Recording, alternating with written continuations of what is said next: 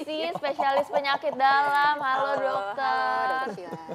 Ya, Dok, tadi tuh ini mungkin masyarakat emang kalau misalnya ngelihat sekilas tuh emang mirip-mirip ya tadi ya, gondongan sama gondokan itu. Tapi itu aku mau tanya tuh dok, itu nah kalau tiroid kalau benjolan itu terasa nyeri, itu fakta atau mitos tuh dok pada gondongan itu? Pada gondongan itu fakta. Pada gitu ya. gondongan. Gondongan itu Nah, waktu fakta. itu Kak Bekti nyeri juga. Aku agak nyeri sih di sini nih. Itu gondongan ya dok? Betul. Gondongan, jadi ini gondongan kalau di sini ya. Agak nyeri itu dok, benar ya dok ya? Berarti Itu benar. itu kenapa tuh bisa agak nyeri itu dok? Oke, jadi kalau misalnya yang kita sebut gondongan itu kan radang di kelenjar liur yang namanya parotis. Jadi istilah medisnya parotitis, umumnya dia karena infeksi. Ya, jadi Gitu. ini adalah fakta ya dok ya kalau. Jadi kalau infeksi kan bengkak, nyeri, demam. Nah itu ya, fakta. aku agak ada begitu. demam tuh dok, panas gitu di sini dok gitu. Nah, itu penyebabnya apa sih dok sebenarnya dok?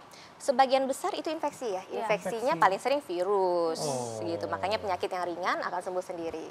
Ada agak jarang kasusnya infeksi bakteri, tapi itu jarang lah, sebagian besar virus. Baik. Oke, ini benar gak sih dok kalau misalnya penderita tiroid atau gondokan itu katanya memiliki emosi yang tidak stabil dok dibandingkan dengan orang yang penyakitnya tuh gondongan. Oke, kalau tadi kan baru dijelasin mengenai gondongan. Ya. Kalau yang tiroid itu kelenjar gondok ada di depan Gondok. sini. Makanya kalau orang kesel, ih gua gondok deh sama lo gitu ya. Bawaannya ke sini gitu, gondok gitu Nah ya. itu ada hubungannya gak tuh katanya emosinya tidak Ya. stabil tuh dok? Tapi sebenarnya kalau tiroid atau gondok itu Sorry, kelenjar. fakta atau mitos terlebih dahulu dok? Itu sebenarnya itu kayaknya mitos ya. Mitos. Oke. Jadi kalau kita ngomong tiroid atau kelenjar gondok itu sebenarnya struktur yang normal memang ada di sini. Fungsinya menghasilkan hormon tiroid. Nah, hormon tiroid itu fungsinya banyak banget di seluruh tubuh kita deh. Semua sel tubuh kita untuk metabolisme. Nah, kalau di otak gangguan di hormon tiroid ini, baik dia berlebih atau kurang, itu akan membuat gangguan emosi. Gitu. Tapi nggak semua orang yang punya kelainan tiroid ada gangguan fungsi hormon. Bisa aja dia membesar tapi fungsinya nggak terganggu. Oke. Itu bisa disembuhkan tuh dok, itu tiroid tuh dok? Oke, tergantung penyebabnya. Jadi kalau tiroid itu lebih bervariasi lagi penyakitnya. Kalau gondongan kan tadi sebagian besar karena infeksi virus ya. Tapi kalau penyakit tiroid bisa saja dia membesar karena ada kayak tumor jinak atau bisa tumor ganas atau penyakit autoimun, infeksi juga bisa lebih jarang. Jadi pengobatannya lebih bervariasi. Ada yang memang bisa sembuh, ada yang harus di-maintain obat. Gitu. Oke, berarti tergantung gejalanya, tergantung penyebabnya ya dok ya. Dan ini dok, penyakit gondongan itu dapat diobati dengan memerlukan blau yang waktu itu dulu pernah digituin tuh dok, fakta atau mitos dok? Tentu saja itu mitos. Mitos ya. Seneng nggak dulu Tapi biru-biru saya nggak tahu tadi main-main? apa blau itu apa katanya.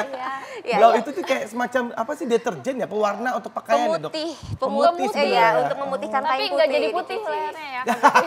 Tapi biru-biru dulu namanya blau buat ngilangin kotoran di baju. Ya betul betul. Itu sebenarnya jadi itu mitos ya dok? mitos. Gak ada hubungannya sama sekali dok? Gak ada. Jadi sebenarnya saya mencoba mencari blau ini apa ya istilahnya. Dan gitu, isinya bahan kandungannya tuh apa? Nggak Kenapa ketemu. dibilang begitu? Nggak ketemu. Jadi yang saya tahu pokoknya dia digunakan untuk cucian ya, pencucian di betul. bilasan akhir supaya Iya, memutihkan. betul. Sebenarnya prinsipnya kan kalau gondongan tadi infeksi virus. Iya. Infeksi virus umumnya penyakit ringan akan sembuh sendiri kalau kita istirahat cukup gitu. Jadi nggak dibawa belau, nggak usah biru-biruan dulu juga sebenarnya akan sembuh. Iya benar. Oke, ini ada lagi nih dok. Ini katanya gondongan ini hanya menyerang anak-anak di usia di bawah 12 tahun tuh Ya dok. saya Itu di fakta atau di mitos? bawah Ya. 12 tahun tuh Umur saya waktu berapa itu. dulu? Mungkin 6 kali ya. Oke. Ya. Jadi, Itu fakta dok? itu fakta. Fakta. Sebenarnya kan virusnya yang paling sering mumps. Iya. Mumps itu sebenarnya ada di kandungan vaksinasi loh ya, MMR. Mumps, MMR. MMR.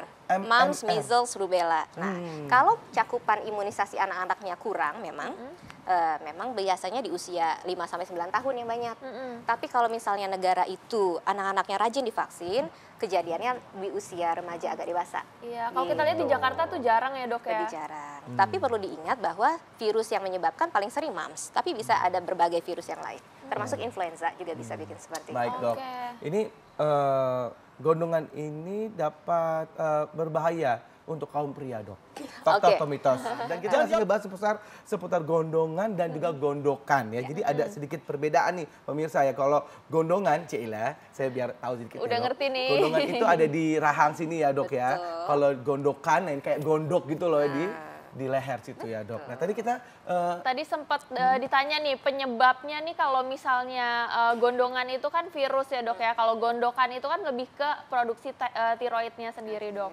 Nah ini kalau misalnya kalau laki-laki nih dok ya, ini katanya menderita gondongan itu sangat berbahaya karena bisa menyebabkan impoten. Itu fakta atau mitos tuh dok?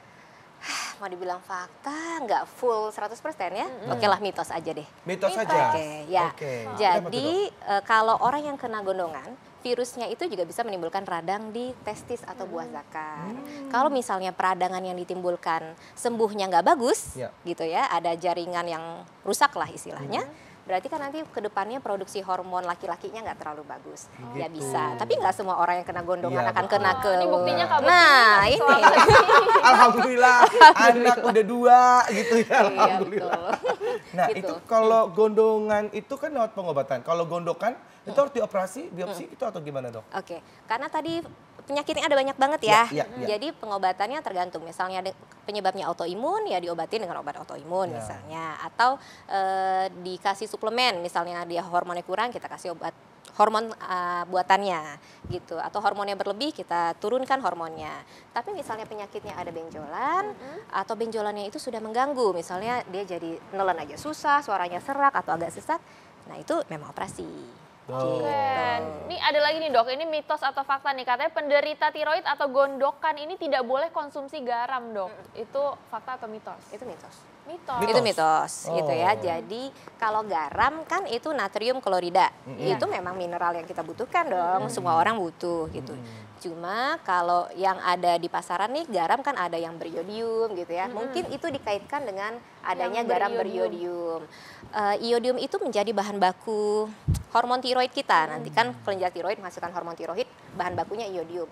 Justru kalau kita kekurangan iodium ini malah membesar nanti ada tuh. Tapi orang Indonesia kalau tanahnya Indonesia ini cukup kaya lah dengan iodium, jadi kita jarang sebenarnya. Jarang ya dok ya. Justru kalau misalnya penyakit tiroid nggak ada batasan itu untuk konsumsi garam, silahkan.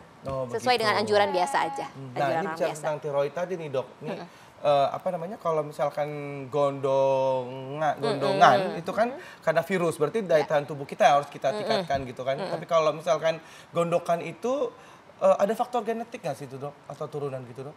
Oke, beberapa ada. Misalnya yang autoimun itu kan ada faktor genetiknya. Tumor itu ada faktor genetiknya beberapa gitu. Tapi ya nggak bisa dipukul rata ya. Iya. Baik. Oke, dan ini efeknya itu dok, masyarakat penasaran itu bisa mempengaruhi suara gak sih dok? Misalnya pita suaranya jadi nggak keluar lagi suaranya, jadi suaranya hilang seperti Yang gondongan apa yang gondok nih? Yang gondokan dok. Oh yang gondok. Oke, kalau dia menekannya sampai dalam ya, dia mengganggu apa namanya tuh saraf yang mengatur gerakan pita suara bisa bikin suara jadi serak gitu. Tapi nggak semua, sebagian besar sih nggak. Tapi bisa. Gitu. Oh bisa ya dok ya. Nah ini kalau gondokan itu nyeri nggak sih dok gitu kan? Kalau misalnya gondongan itu kan emang ada rasa nyeri sakit gitu kan, emang jadi kayak pusing gitu, panas gitu. Betul. Benjolannya di sini gitu. Tuh kalau misalnya gondokan itu sendiri rasanya? Sebagian besar tidak nyeri. Sebagian besar nggak nyeri. Jadi hanya membesar aja ya dok ya? Bisa. Tapi pada sebagian kecil kasus, misalnya pencetusnya adalah infeksi virus, saat itu pasiennya beneran seperti, aduh sakit tenggorokan nih, kayak orang lagi sakit infeksi. Padahal sebenarnya tiroidnya sedang meradang. Kadang kita suka belum terdiagnosis tuh saat itu, diagnosisnya malah mikirnya infeksi di tenggorokan biasa. Itu bisa. Nah, tapi sedikit ya kasusnya. Berarti caranya tuh gimana dok untuk masyarakat supaya tahu, supaya bisa deteksi dini akan penyakit gondokan itu sendiri dok? Jadi nggak ketuker sama sakit tenggorokan yang biasa atau gondongan. Oke, baik. Sekarang kan harus sama-sama mengerti ya lokasi anatominya beda nih. Kalau kelenjar parotis, kelenjar liur letaknya di sini, depannya telinga, gondongan. Kalau kelenjar tiroid letaknya di sini. Kalau kelenjar tiroid penyakitnya bisa berubah ukurannya atau berubah fungsinya gitu. Jadi nanti pasien akan merasakan sendiri kalau berubah fungsinya akan berubah deh. Pastinya jadi kalau berlebihan dia jadi lebih emosional, keringetan terus, badannya turun, diare-diare. Atau kalau hormonnya kurang malah dia nanti jadi lemot, sulit konsentrasi, moodnya agak-agak depresi gitu. Kalau yang parotis itu lebih ke demam, nyeri, bengkak gitu. Jadi nanti pasien nggak apa-apa, nanti konsultasi aja ke dokter deh. Iya. Jadi deteksi aja kalau udah merasa agak sedikit keanehan gitu ya dok ya, langsung ke dokter gitu dok. Nah ini fakta atau mitos nih dok, kalau misalnya tiroid itu ya, kalau misalnya kita terkena seperti itu mungkin di atas umur 40 tahun gitu dok. Oke, itu kayaknya mitos ya. Mitos ya. Karena penyakitnya tadi bervariasi, semuanya bisa. Kalau yang autoimun pun bervariasi juga, ada yang usianya masih muda, ada yang usianya udah tua gitu. Jadi bervariasi. Baik dok. Oke. Nah ini kalau misalnya untuk masyarakat nih dok, ada gak sih tips-tips gimana caranya untuk menghindari dan juga supaya lebih bisa mengatasinya dok dari penyakit gondongan dan gondokan itu sendiri? Oke, kalau penyakit gondongan prinsipnya diinfeksi, jadi jaga kebersihan lingkungan gitu jadi, ya. Saya nggak jaga kebersihan kali ya dok ya, masih kecil. Iya masih kecil kan. Mainnya di Belum got sama di ya. ini soalnya di sungai. Ya dan kalau misalnya sakit jangan main-main sama anak-anak yang lain karena itu itu akan nular ya, Dok? menularin. Justru menularnya dari awal ketularan. ini. Ya iya.